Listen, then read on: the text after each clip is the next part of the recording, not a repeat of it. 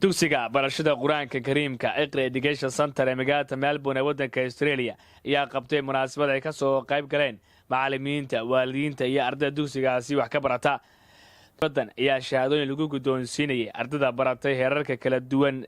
ee quraanka kariimka. Sidoo kalena waxaa shahaadooyin iyo abaalmarimo dhiirigelin la guddoonsiiyay ardayda kuwa ugu akhlaaqda fiican. Sheekh Abdikariin Cabdisalaan Ciise oo ah maamulaha dugsigaasi ayaa nooga warbixiyay. waxay ahayd xaflada ugu talagalay ardayda ku qalin jebisay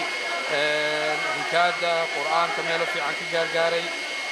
iyo ardayda ugu akhlaaqda badan ardayda ugu fiican galaasyada markii lagu jiro ugu akhlaaqda wanaagsan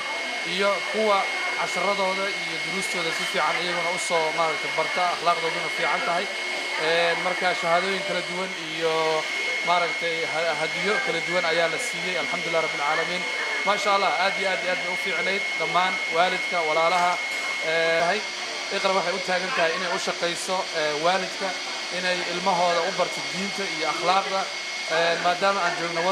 wadankeena ahayn in lagu dadaalo ilmuhu in environment islaamiga ku noolaadaan marka alxamdulillaah rabbil caalamiin oo kalena waalidiinta oo dareenkooga cabiriyay iyo mahad celiyay barayaasha dugsigaasi maanta waa faraxsanahay arintayda ayaa maanta qaarna maxaan ku idhaahdaa alxamdulillaah waxaan aad ugu mahadinaynaa ilaahay ka sokow macallimiinta iyadii carruurta noo soo bartay heerkaa noo soo gaarsiisay